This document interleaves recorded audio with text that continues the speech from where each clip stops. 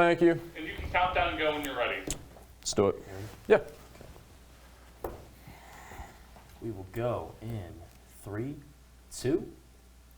Coming up on No Pulp, believe it or not, Kansas State good at basketball this year. The Wildcats just beat number 2 Kansas, and the basketball team in prime position to win the Big 12, just like the football team. And also on the women's side, UConn, despite not having All-American Paige Beckers, unbelievable this year, still just chugging along like a machine. John, our big games of the week, we're heading out west to the Conference of Champions. UCLA Zona on the men's side and a top 5 team potentially in jeopardy on the women's side. Can't wait for those games. National championship implications. We'll give you our men's and women's basketball national championship predictions. And we're getting into lacrosse. I mean, this is a full show. Oh, yeah. Let's just get it going. No Pulp coming up right now.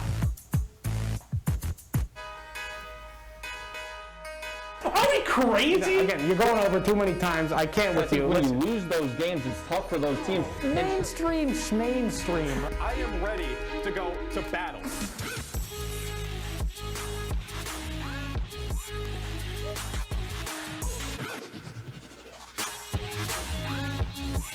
Happy Wednesday night and welcome into No Pulp along with Ian Unsworth. I'm John Eads. So glad to be with you. We had a great fall. Talked a lot of football. Now we got to turn our attention to basketball though. And let's give the people a refresher if they haven't been paying attention. Here's something. Kansas State, one of the best basketball teams on the men's side in the country. The Wildcats have 4 ranked wins, just beat number 2 Kansas. They've got some nasty guards and they could win this conference. Well, they're part of the Big 12, which is the best basketball conference in the country, bar none. You've got 9 of the 10 teams in the Ken Pom Top 40, and that 10th team is Texas Tech, who's 61st. So not bad if you're the Red Raiders, but really good if you're Kansas State. You just took down Kansas 83-82, a nail-biter in overtime. 3 of Kansas's 4 best players fouled out, but that's not the story here. The story is Jerome Tang coaching his butt off for the Wildcats. You're talking about a program that only had 2 scholarship players returning this year, and now after the new AP poll comes out next week, you got a top 10 team in the country. I think so. They've got 4 ranked wins, the win over Kansas, and like I said, I like their guards. Keontae Johnson, 19 points per game. Mismatch, 40% from 3. Then Marquise Knoll as well, 16 points per game, 8 assists. So he's the point guard. Also shoots about 40% from 3. Those 2, whoo! Knoll's the smallest player in college basketball, Major Division I. He's 5'8", but he's still a bucket getter. How about this, Kansas State? You can win fast. You put up 116 points against Texas on the road, but you can also win those grimy, slow games. They beat Wichita State 55-50, only scored 67 in a win over Oklahoma State. So this is a team that can do it in many ways. That serves you well come March. But can they win the conference is my question, because I think they lack some production, especially in the backcourt from the 4 positions. I mean, Johnson's their leading rebounder, and he plays the 2 basically with 7 rebounds. So I think that hinders them going forward? A little bit. Having big size comes up sometimes in March. It's only on mismatches. Guards are the most important thing. Kansas State has those. I got those. Speaking of guards, UConn, one of the best women's teams in the country, year in, year out, is missing its superstar. No Paige Beckers. She's out for the year with a torn ACL. She hurt it during a preseason pickup game. So the Huskies have been chugging along without her. Yeah, I mean, it's been replacing her production with multiple different players. No Beckers, no problem for UConn. 4 different players averaging 13 or more points per game, a couple getting 10 or more rebounds as well, like walking double-doubles. That's how they've continued to win. They're still one of the top teams in college basketball, despite not having Beckers, who's probably one of the best women's basketball players we've seen in decades, years. But they're still chugging along because they're getting it from a lot of different players, and people are stepping up night after night to replace what they don't have with her. That's why they're still winning. Yeah, you've got 18 games under your belt. You've got 7 different players with over 100 points. But I'm going to throw a caveat on this. Okay. The Big East stinks. Big East women's basketball has not been where it has in years past. Georgetown's the team that's come closest to UConn thus far, and that was a 15-point margin. So we'll really see what the Huskies have coming up in 10 days. They got 4 games. Tennessee, South Carolina, 2 of the best women's teams in the ACC. South Carolina, #1 team in the country. And then you've got Villanova, who only has 1 Big East loss twice, once in the end of January and 1 in February. I think those are the proving grounds for this UConn program. They've kind of proven themselves already, though, because you think back to earlier this season, UConn played teams like NC State, and they got great production from a player named AZ Fudd. She just randomly put up 30 points in a couple of games, 14 at least in her first 6 games of the season, but she's disappeared since like December 17th, hasn't played a single game in a month. But Top Did they get her back? Top recruit in the class of 2021. She's had a lot of injury issues over those past 2 years. Well, when she's played, she's looked very good. So UConn women's basketball going to chug along through the Big East, which is weak this year. Already proven themselves. We've got some proving left to do. A couple of teams that still want to prove themselves as well. UCLA, Arizona, big game coming up in a couple of days. Number 5 against number 11. These two teams can score. We're heading out to the Conference of Champions. I just rode my bike 33 miles up and down the coast of California, and now we're going to Tucson. That's Bill Walton for you. He's very excited for this conference matchup. A team in UCLA that likes to win ugly. They slow it down. Under 200th in Ken Pom in average tempo per game. They haven't scored 70 points in each of their last 3 conference games. Hey, but they've won them. Arizona, completely different style. This is a team that wants to race you up and down the court, score 80, 90. Arizona's only scored fewer than 70 points 4 times, and they've lost 3 of those games. I got a key player for you, John, but I want to hear your thoughts first. Well, I'm glad you mentioned the number 70 because Arizona's scored at 70 or more than 70 just 1 time in its last 5 games. So their offense, despite the fact that it's the top in the Pac-12 conference, has really struggled lately, and that's, like you said, playing to UCLA's favor with the slow kind of defensive game. UCLA also won 13 consecutive games. They're very good at home, too, so I like the Bruins in this matchup. It's an interesting one, but how about this? Kerr Kriisa is my player to watch because the Arizona point guard has been struggling as of late, only shooting 21% from 3 in the new year. Last year, when Arizona went to UCLA, he went 0 of 12. And Arizona lost by double digits. But 2 games later, Kriisa had 16 points,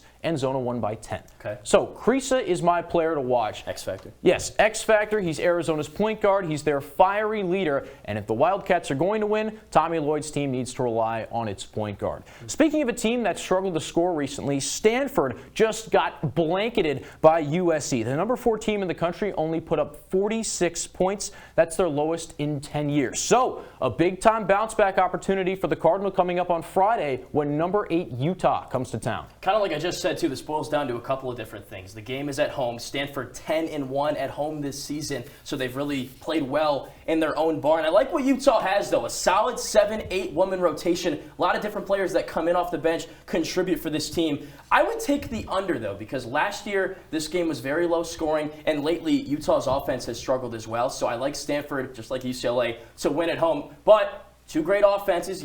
Maybe they'll play well, maybe they'll play bad, kind of like UCLA, Arizona. They're kind of Jekyll and Hyde. One night they're good, one night they're very off. So we'll see. But I like Stanford just because of where the game's being played. It's strength versus strength. Utah's offense against Stanford's defense. I mean, the Utes are putting up 86 points per game, 6th in the country in assists, 4 different players averaging over 10 points. In my opinion, the magic number is 70. If Stanford scores over 70 points, this game is going the Cardinals' way. They've only been held to under 73 times. 2 of those were wins. Defensively, they've held 6 straight opponents under 70 points. So that's why I like them to win this game, because of where the game is being played and that defense. Stanford holds opponents to under 55 a game. That's pretty darn good. And a great offense to back it up, one of the top 3 in the Pac-12. So who do you like to win?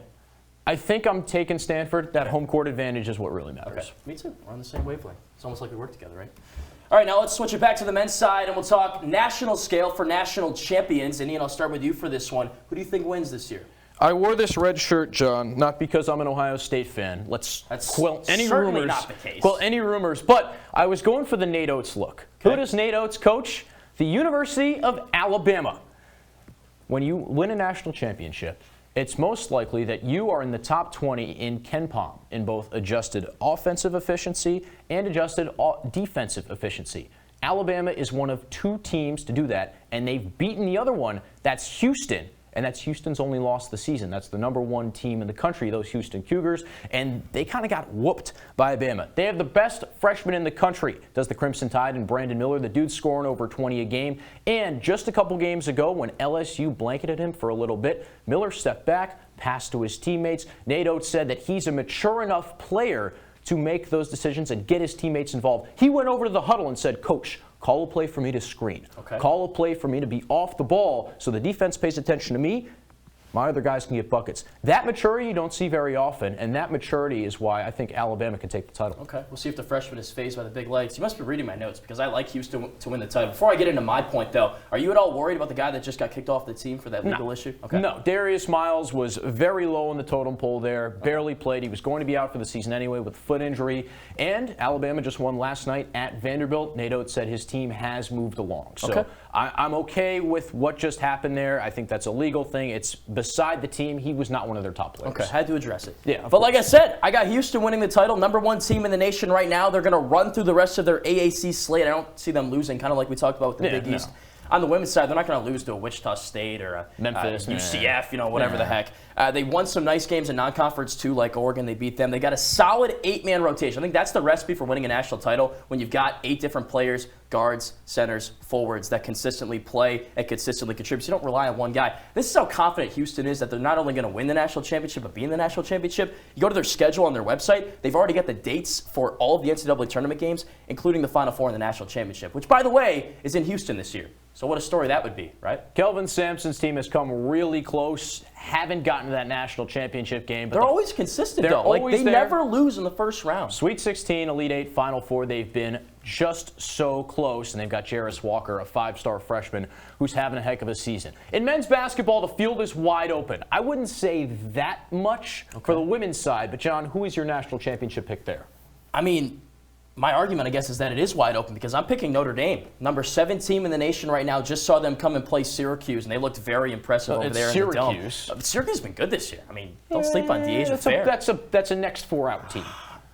Still, it's a tournament team. I mean, they looked good. They got challenged a little bit. But I like Notre Dame, led by Olivia Miles. You're familiar with this team. You called a game for them last year out in South Bend. Scores over 15 points per game. They got 4 different starters averaging double-figure points, so they get contributions, again, from a lot of different people. That's my recipe for not only making nice brownies, but making a national championship team here is a lot of contributions, a lot of different ingredients into the same pot. You make the brownies, you know what I'm saying? It's offense. I know you're the cook. You're taking a cooking class. Offense for Notre Dame. They score 81 points per game. That's tough to beat any night. They're scoring 81 points on a given night. That's hard to keep up. Well, so is my national championship pick, and it's a team that's done it already. I don't bet against Dawn Staley. I just don't. Why would I throw my money away in other unproven places when you've got a national champion with a National Player of the Year sitting right there?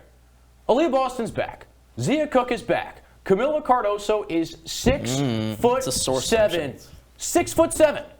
Height really matters in women's basketball, and so does experience. You've got the best player who also does the most dirty work, and you've got one of the tallest players in the country. I don't bet against South Carolina, and I think they win it again. I guess it's hard to argue with that. But can you at least give me a Notre Dame South Carolina championship, and then we can figure out from there? Yeah. All right, we can sit down and watch that together. Yeah, absolutely. All right, enough with basketball. Let's go from the hardwood to the carpet, I guess we'll call it. Let's talk lacrosse because it's almost February. The season's starting in like 3 weeks or so. Starting to see some All-American teams come out. We're going to start with the men. Who wins the national championship game this year?